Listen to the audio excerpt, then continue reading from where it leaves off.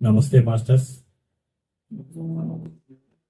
మనందరి కలయికకి కారణమైనటువంటి pyramid switch off societies movement వ్యవస్థాపకులు జగద్గురు బ్రహ్మర్షి పితామహ పత్రిజీ గురువు గారికి, అలానే అమ్మ స్వర్ణమాలపతి మేడం గారికి ఇద్దరికి ఒకసారి గట్టి క్లాప్స్ కొట్టడానికి.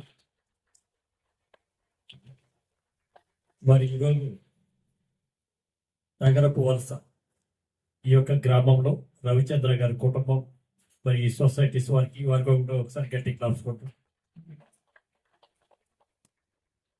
నా పేరు పులి రామ్మోహన్ రావుడి. ప్రస్తుతం నేను హైదరాబాద్లో ఉంటున్నాను. వృత్తిరీత్యా నేను హౌసింగ్ డిపార్ట్మెంట్లో అసిస్టెంట్ ఇంజనీర్గా జాబ్ చేసి 22 జూన్లో రిటైర్ అయ్యాను. ఈ పిరమిడ్ స్పిరిచువల్ సొసైటీస్ మూవ్మెంట్లోకి వచ్చి ఇప్పటికి 21 సంవత్సరం అయిపోయింది. అయితే వచ్చిన రోజు నుంచే మాంసాహారం మానేసి శాకాహారంగా అయిపోయాను. వచ్చిన రోజు నుంచి నేను, నా భార్య, 2 కుమార్తెలు కూడా. నేను ఏ రోజైతే వెళ్ళాను 21 జూలై గురు పౌర్ణమి రోజు 2005 సంవత్సరంలో వెళ్ళిన రోజు నుంచే మాంసాహారం మానేసి శాకాహారం తీసుకోవాలని చెప్పి నిర్ణయించుకున్నాను. ఆ తర్వాత మరి ధ్యానం అంటే ఏమిటో తెలవాలి, ధ్యానం చెప్పిన విధానం తెలుసుకుని నాకు ప్రథమ గురువు బ్రహ్మర్షి తటవర్తి వీరరాఘవరావు గారు, భీమవరం మాస్టర్ గారు, వారికి కూడా ఒకసారి గట్టి క్లాస్ పెట్టారు. వారు చెప్పింది విన్నాను, మనసా వాచ కర్మని త్రికరణ శుద్ధిగా ఆచరించాను. నేను వృత్తిరీత్యా జాబ్ చేస్తున్నప్పుడు నాదంతా ఆఫీసులో టేబుల్ వర్క్ ఉండేది. కొంచెం ఆఫీసుల దృష్టిలో అంటే నిజాయితీగా ఉండడం అనేది కష్టం ఉంటుంది కాబట్టి ఆ పరిస్థితిలో కొంచెం నాకు ఆఫీసర్ల ప్రెజర్తో బాగా హెడేక్ వచ్చేసింది, మైగ్రేన్. కొన్ని సంవత్సరాల తరబడింది. మరి పూజలు చేస్తూ ఉండేవాడిని. భక్తి మార్గంలో చాలా ఒక పూజారులకు ఉండేవాడిని. 3 సంవత్సరాలు శబరిమల కూడా అయ్యప్ప స్వామి మాలకి వేసుకుని పడి పూజ చేసి 3 సార్లు జ్యోతి దర్శనం చేసుకుని వచ్చాను. అంతవరకు జీవితం అంతా హ్యాపీగా ఉంది. ఈ ధ్యానంలో రాకముందు కూడా ఎటువంటి ఆరోగ్య సమస్యలు లేవు, ఆర్థిక సమస్యలు కూడా లేవు. ఉన్నదన్న ఒకటే ఒక సమస్య, మైగ్రేన్. మరి ధ్యానంలోకి వచ్చిన తర్వాత చెప్పిన రోజు నుంచి వినాలి కదా. మరి ఒక మనిషి అంటే మానవుడే మాధవుడు అన్నట్లుగా ఒక గురువుగా, గురు పౌర్ణమి రోజు వచ్చి ఒక గురువుగా ఆత్మజ్ఞానాన్ని చెప్పారు తటవర్తి వీరరాఘవరావు గారు. వారు చెప్పిన తర్వాత నాకు తెలిసిన వాస్తవం ఏమిటి అంటే తెలవక చేస్తున్న తప్పు ఒకటి తప్పు. ఆ తప్పును మానేస్తే మనకేంటో మరి వారు చెప్పిన విధంగా మనకు ఆ యొక్క రిజల్ట్స్ వస్తాయి. కాబట్టి మనం తెలిసి తప్పు చేస్తే శిక్ష తక్కువ ఉంటుంది, తెలవక చేస్తే చేసిన తప్పు శిక్ష తక్కువ ఉంటుంది, తెలిసి చేసిన తప్పు శిక్ష ఎక్కువ ఉంటుంది. కాబట్టి చెప్పిన రోజు నుంచే మానేశాను. 2 రోజులు ధ్యానం చేశాను, ఏం అనుభవాలు లేవు. 3వ రోజు ధ్యానం చేస్తున్నాను. కూర్చున్న ఒక 10 నిమిషాలకి అద్భుతంగా ఎటువంటి ఆలోచన లేనటువంటి శూన్య స్థితికి వెళ్ళటం.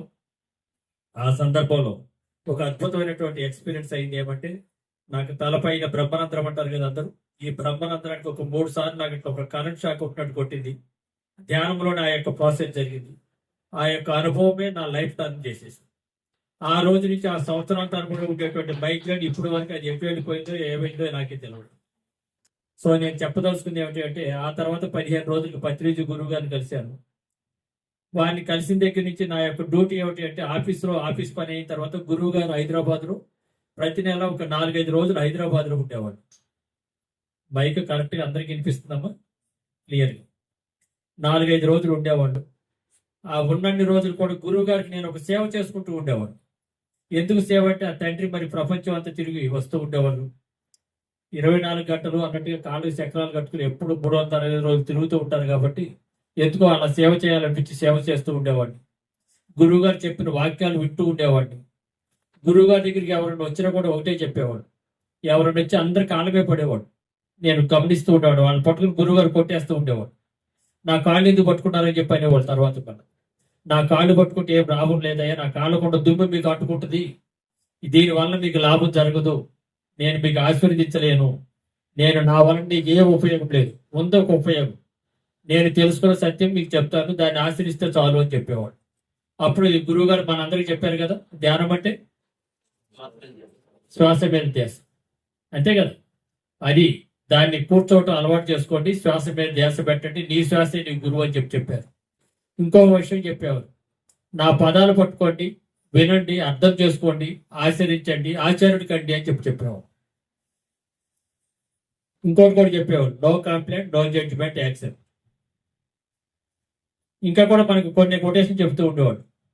నీ వాస్తవానికి నువ్వే సృష్టికర్తవు, నీ వాస్తవానికి నువ్వే కర్త కర్మ క్రియ. అంతే కదా, నీ నోటిలోని మాటే నీ నుదుటి మీద వ్రాత. ఈ సామెతలన్నీ అందరికీ తెలుసు. సంకల్పమే ఏముంటుందమ్మా దాని కంటిన్యూషన్? పూర్తిగా సంకల్పమే సగం బలమా? సగం బలమేనా? సగం బలం అనేది ధ్యానం చేయకముందు నాకు కూడా అదే ఉంది తెలుసు సామెత. ధ్యానంలోకి వచ్చిన తర్వాత తెలిసింది సంకల్పమే సంపూర్ణ బలం. ఈ యొక్క సత్యాన్ని నేను ధ్యానంలోకి వచ్చినా తెలుసుకున్నాను.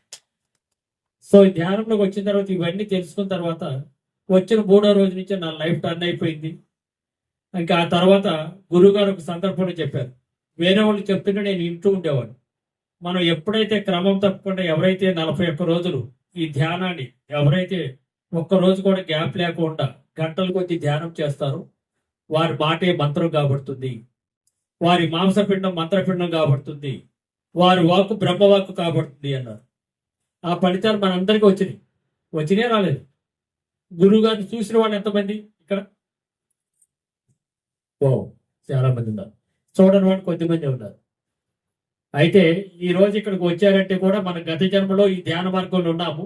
కాకపోతే గురువు గారిని చూడకపోయి ఉండొచ్చు, కానీ మనం ఇప్పుడు కూడా ధ్యానం చేస్తున్నామంటే గత జన్మ వాసనలు ఇవన్నీ కూడా.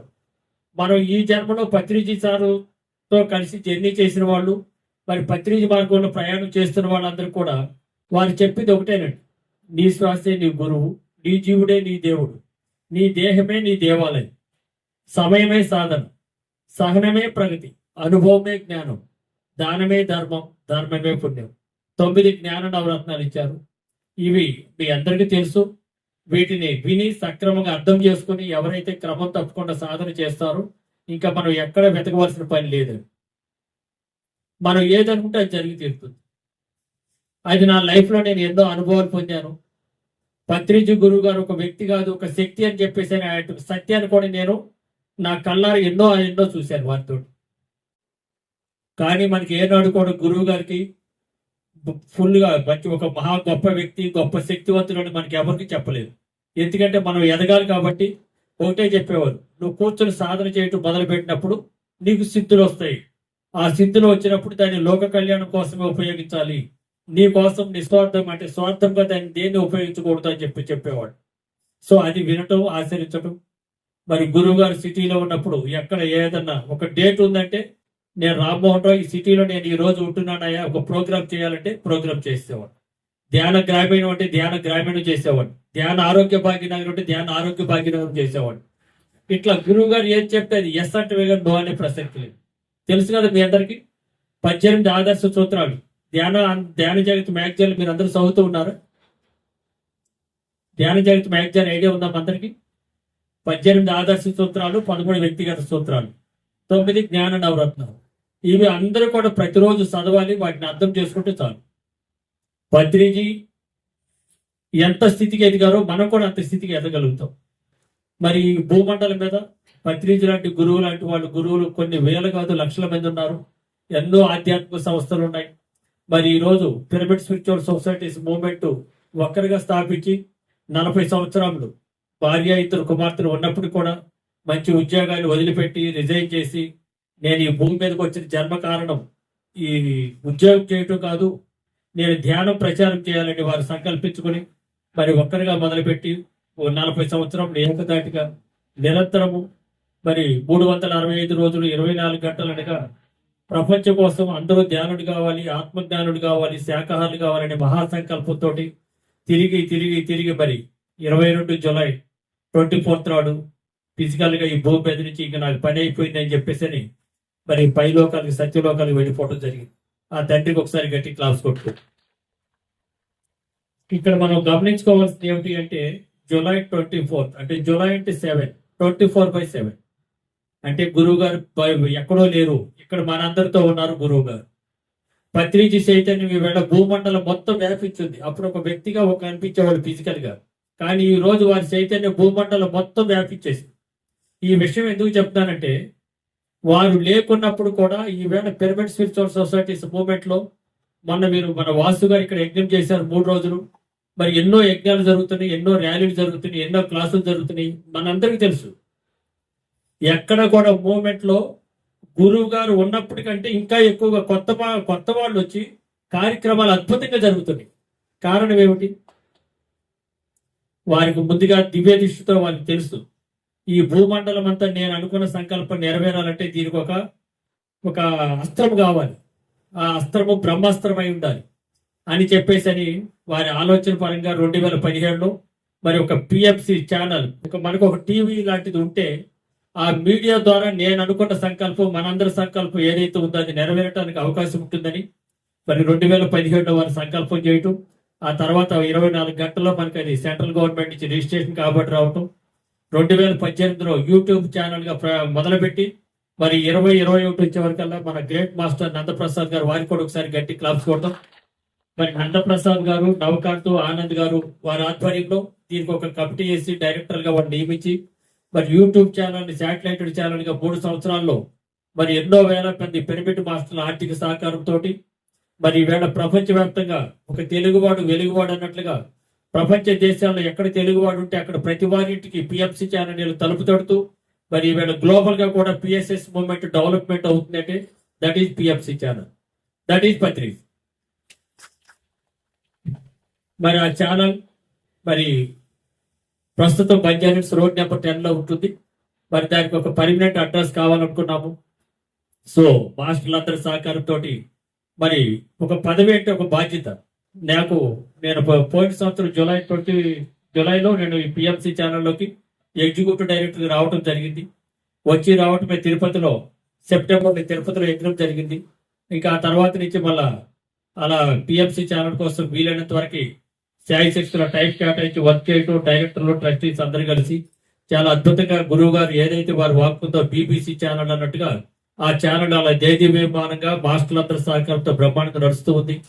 మరి ఈ సందర్భంగా మేము పిఎంసి ఛానల్ వారి ఆధ్వర్యంలో పోయిన సంవత్సరం తిరుపతిలో ప్రపంచ శాంతికై ధ్యాన మహాయజ్ఞం అని ఈవెంట్ చేయడం జరిగింది. మరి ఆ తిరుపతి యజ్ఞానికి ఎంతమంది వచ్చారమ్మా? ఇక్కడి నుంచి ఎవరైనా వచ్చారా? Okay, thank you. చాలా అద్భుతంగా జరిగింది అక్కడ. ఎందుకంటే తిరుపతిలో మహతి ఆడిటోరియం అనేటువంటి ఒక అద్భుతమైనటువంటి సెంట్రలైజ్డ్ ఏసీ హాల్ అది టీటీడీ వాళ్ళది. మరి ఏ మూమెంట్ కూడా 7 రోజులు అక్కడ ఆ ఆడిటోరియాన్ని కిరాయికి ఇవ్వరు. ఒక పిరమిడ్ స్పిరిచువల్ సొసైటీస్ మూవ్మెంట్ కి మాత్రమే ఇవ్వటం జరిగింది. మరి ఆ సందర్భంగా ఈ సంవత్సరం కూడా పిఎస్ఎస్ఎం వారి సహకారంతో పిఎంసి ఛానల్ వారి ఆధ్వర్యంలో తిరుపతిలో 7 రోజులు ఆగస్టు 22 నుంచి 27 వరకు ప్రపంచ శాంతికై ధ్యాన మహాయజ్ఞం. ఎందుకు ఈ యొక్క టైటిల్ పెట్టామంటే ఈవేళ ప్రపంచంలో ఎక్కడ చూసినా అంతా కూడా గందరగోళమైనటువంటి వాతావరణం. ఎక్కడో దేశాలు యుద్ధాలు జరుగుతుంటే దాని యొక్క ఎఫెక్ట్ మనం అందరం కూడా అనుభవించవలసి వస్తుంది. అనేక రకాలుగా ఒక పెట్రోల్ గ్యాసే కాదు, మన నిత్య పరికరాలు ఏదైతే మనం ఇల్లు కట్టుకుంటున్నామంటే ఇంటి సామాన్లు వాడుతున్నామంటే కూడా ఇంతకుముందు 20 రూపీస్ ఎస్ఎఫ్టీ దొరికే విండోస్ ఈవేళ 50 రూపాయలకి వెళ్ళిపోయింది మార్కెట్లో. అంటే అన్ని రకాలుగా పెరిగిపోతూ ఉన్నాయి. ఈ గందరగోళం మొత్తానికి కారణం ఏమిటి అంటే ఎక్కడ ధ్యానం లేదు. ఎక్కడైతే ధ్యానం చేస్తారో అక్కడంతా ప్రశాంతంగా ఉంటుంది. ఇప్పుడు ఇక్కడ లైట్ ఉంది, ధ్యానం చేస్తే మన జీవితాలు వెళ్తూ ఉంటుంది. ధ్యానం చేయలేదు అనుకోండి చీకటిగా ఉంటుంది. మరి మనకి ఈ యొక్క జన్మలో పత్రిజీ గారి గురుతో మనం ప్రయాణం చేయటం అంటే మనం సాక్షాత్ ఒక నడిసే దేవుడితో మనం ప్రయాణం చేసినట్టు. కాబట్టి మీరందరూ కూడా ఆ తిరుపతిలో జరగబోయేటువంటి యజ్ఞానికి మరి మేము ఈరోజు మన బాలకృష్ణ గారు మీ అందరికీ చెప్పారు, ఈనాడు వాసు గారు చెప్పారు. మన పిఎస్ఎస్ఎఫ్ మూవ్మెంట్ లోనే ఒక గొప్ప great grand master Sethu Balakrishna గారు అంటే ఈవేళ మరి నేషనల్ కాదు ఇంటర్నేషనల్ లెవెల్లో వారి పేరు గురించి మన మూవ్మెంట్ లో తెలవని వాళ్ళు ఎవరు లేరు. మరి వారు మేమందరం కలిసి ఒకే మాట ఒక పాటుగా మరి ఈ ఛానల్ కి గురువు గారు అన్నట్టుగా బీబీసీ ఛానల్ రేంజ్ టైప్ లో మేము తీసుకెళ్లాలని మా శాయశక్తులు మేము తన్మని మేమందరం కూడా దానికి సహకరిస్తూ మరి మాస్టర్లు అందరి సహకారంతో ఈ యజ్ఞం చేయాలని నిర్ణయించుకోవటం. మరి ఆ యజ్ఞానికి మీ అందరినీ కూడా మేము ఈవేళ ఒక బాధ్యతగా ఉన్నాం కాబట్టి మా ఇంట్లో ఒక శుభ కార్యక్రమం జరిగితే మిమ్మల్ని ఎలా ఆహ్వానిస్తామో అలానే రేపు జరగబోయేటువంటి యజ్ఞానికి కూడా పిఎంసి ఛానల్ వారి తరఫున మీ అందరికీ బంధుమిత్ర సపరివారి సమేతంగా ఆ 7 రోజులు అక్కడికి రావాల్సిందిగా ఇదే మీ అందరికీ హృదయపూర్వక ఆహ్వానం. అలానే అక్కడ కనీసం అంటే ఒక 3,000 మందికి మేము ఫ్రీ అకామిడేషన్ ఏర్పాటు చేస్తున్నాము.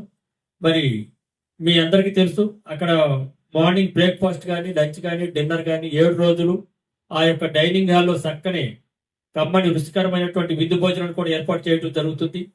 కాబట్టి ఎవరైనా మన బంధువులు కానీ మిత్రులు కానీ ఫ్రెండ్స్ కానీ ఎవరినైనా ఉంటే కూడా తీసుకుని ఆ 7 రోజుల కార్యక్రమానికి హాజరు కావాల్సిందిగా విజ్ఞప్తి చేస్తూ మరి ఈ అవకాశం ఇచ్చినటువంటి మాస్టర్స్ అందరికీ ధన్యవాదాలు తెలియపరుస్తూ థ్యాంక్ యూ.